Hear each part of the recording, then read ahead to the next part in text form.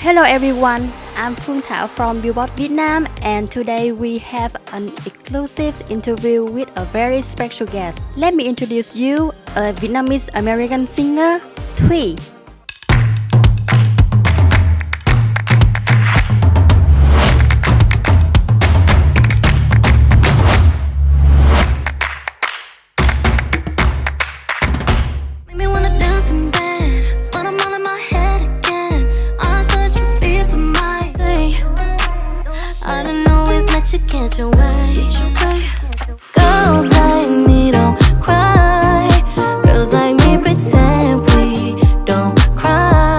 Thank you for joining us today. Say hello to your fans in Vietnam. Hello, Vietnam. Thank you so much for coming here and supporting me today. This feels incredible to have all your support and feels really emotional because, I've gotten your support through the internet, but now to be here in Vietnam, in Ho Chi Minh City, and to have you guys here watching me feels really, really cool. So thank you from the bottom of my heart. Thank you. Can you say hello again to your fans coming here? Hello, all my little babies. Oh my God, I love you guys so much. Thank you for being here. This is so cool. Don't cry, because I'm gonna cry. Oh, you guys are so cute. Oh my gosh. You guys look like little me. Like I look just like you guys. This is so cool. Thank you for coming. This means the world to me. So thank you. It's been a long time for the last time you were in Vietnam. How long it was? I'm not gonna age myself here, but 15 to 16 years ago.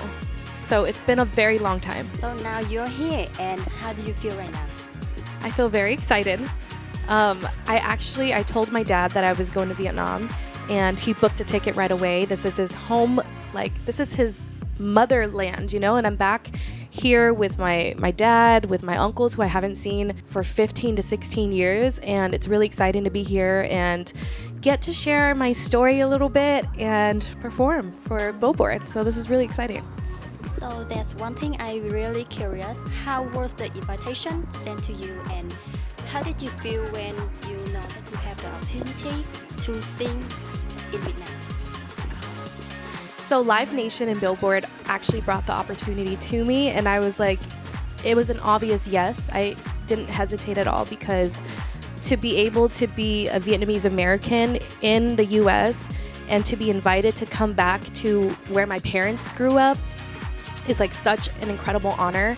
And it just means that people really resonate with my music. And I don't know, I feels very emotional for me to be back right now. I know when I saw my uncle, I wanted to cry because I haven't seen him in so long. And I think this visit is just bigger than just me singing. This is me being able to fulfill my purpose. So this is really cool and very emotional for me. I have two of my uncles here. I have my cousin and my dad, and they came here from Hue. So they came, not too far, but this is really cool because I don't think they've ever had anybody in their family that was a singer, and for me to be back here and to have them here to support me feels really amazing. And just I think they're really looking forward, hopefully, to the performance tonight, and hopefully I make them proud.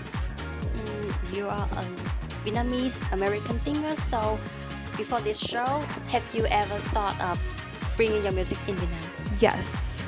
I think making music in America, I hope to one day bridge the gap between, music that's made in America and music that's made in Vietnam. And hopefully that just comes from more collaborations and obviously being out here. Are there any Vietnamese artists or Vietnamese songs that make an impression on you? I grew up watching Paris by Night, and, my parents watch that all the time. I go to my doctor's office and they have that playing. And, I listen to a couple Vietnamese artists as well, like Min, and I think he's so talented, and I think just seeing him sing English, but also just being here in Vietnam is very inspiring, and hopefully I start to also include some Vietnamese in my own music. Your stage name, Thuy, is really special and sound really Vietnamese. So I'm curious, can I ask you how your full name is pronounced? Yes. So my full name is Thuy, Thu Tran, and I've never thought of having any other name besides my my birth name. I love my name and I love what it means. And, growing up in the Bay Area too, everyone always asks me like, how do you pronounce your name and where does it come from? So I've always felt so proud of my name, and I think it's such a beautiful name. And yeah, I've never thought of like having any other stage name. I've always just wanted to be Thuy, and I want people to, even if they pronounce it wrong, I still want to give them a chance to learn and, tell them a little bit about my culture and my heritage. So, what does this name mean to you? Ooh, that's a good question. No one's ever asked me that question. So, thuy means water. And I think that, I've always grown up loving being in the water, being in the ocean. And I love, how water represents just like, it's a transformation and it's just free flowing. And I feel like I'm so like that. I just kind of go with the flow. So I think that's what thuy means to me. I have read some article about you, and I found that when working at many clinics, you were still making music during that whole time. So does this mean you live two lives at the same time? Oh man, she dug deep. Yes, so when I graduated from college, I was trying to make my parents proud and go into the medical fields, but I found myself moving from dental office to optometry office to dermatology, and I shadowed a physician's assistant because I thought I was going to be a physician's assistant until I realized that this wasn't really the life that I wanted to have for myself. And music was always something that was constant. Even throughout all these career changes, I just always loved music, and I always wanted to be a pop star. And so, it got to a point in my life where I just really had to make the tough decision to stop making my parents proud and instead make myself proud. And, in hindsight now, like, my parents are so proud of what I'm doing. Like, my dad flew across the country with me to be here to support me. And so this feels just like a full circle moment. Asian parents, right? That's what also happened to everyone, many young people in Vietnam. So could you give some advice for those who are struggling between their own dreams and their parents' satisfaction? I feel like I lived this wholeheartedly, and if I can give one good piece of advice, is that your parents love you, and even if in that moment you're not making your parents proud, if you believe in yourself enough to just keep going, eventually your parents will come around. So just never stop believing in yourself, even when the people who are closest to you, the people who gave birth to you, may not see it. Once you work hard and you're talented and you show them that this is really what you want to do, eventually they're going to come around. So that's my biggest advice. Just keep doing it and stop caring about what your parents think. Girls Let Me Don't Cry is the me in the title track is about yourself. Yes, I mean, all my music is about my own experiences. Girls Like Me Don't Cry came about because growing up, my uncle had this nickname for me because I was such a crybaby, and my mom told me that I used to cry at the slightest inconvenience. Even when I was happy, I would cry. When I was fed, I would cry.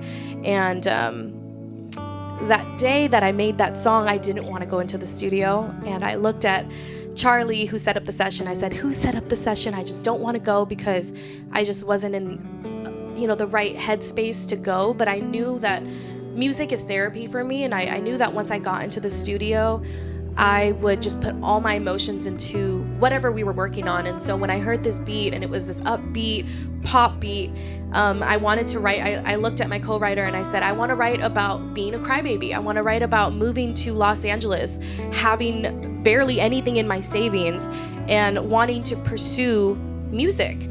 But I also wanted it to be relatable, and I wanted this to be an ode to all the women out there that cry, and I wanted to tell them that it's okay if you cry. Crying is not a sign of weakness.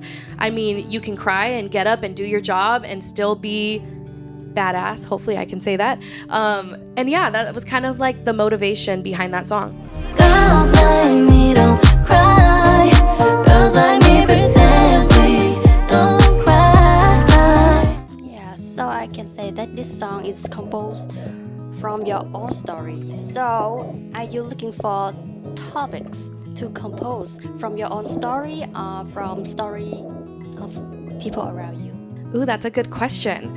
I get this question a lot actually, and I feel like it could be a little bit of both, but a lot of the music that I've personally put out comes from my own experiences, and maybe sometimes I overshare or I say a little bit too much, but I think that that's why people relate to my music so much, is because I am not afraid to put everything and every ounce of who I am into the music, because you know, even when I'm making an upbeat song, if I'm crying in that session, I know that it's a good song. And so, you know, I always want to put all my experiences into it, because I feel like that's where the connection will be between me and my fans. And when they're hearing the song, they can hear like me actually going through these experiences, and hopefully it helps them out. You have a lot of songs that hit millions of streams and have like, wow, 2.5 million monthly listener on Spotify. These are huge numbers for any artist. So to get such successful achievement, how difficult were your first steps?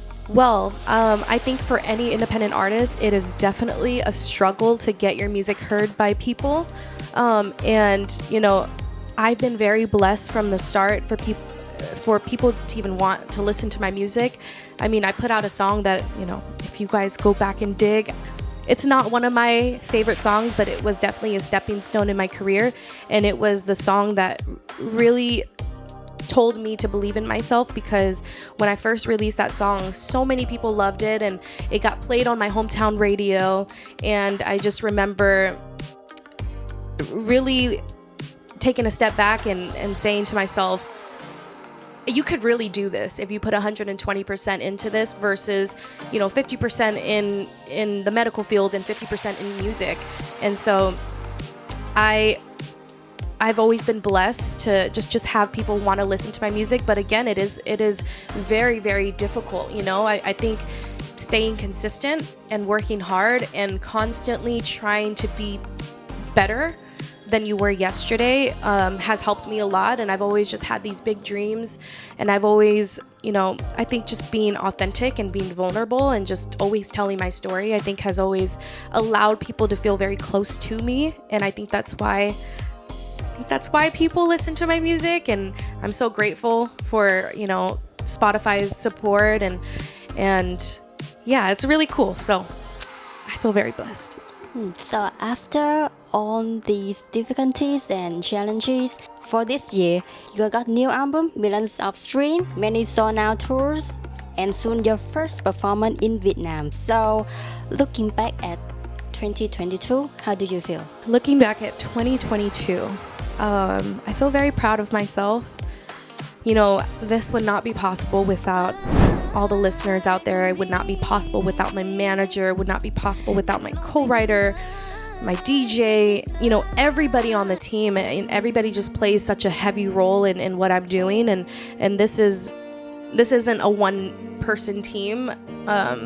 You know, we don't have a large team, but at the same time, we are, you know, doing everything that we possibly can to just be better than we were yesterday. You know, like there's no competition. We're just trying to continue telling the story. And I just feel really blessed to be able to be living this life, because even though I always believed in myself, I always, you know, not always, but I think naturally you have doubts, because growing up it wasn't something that was normalized, and it wasn't something I saw a lot in media. You know, I didn't see a lot of people who looked like me on the big screen.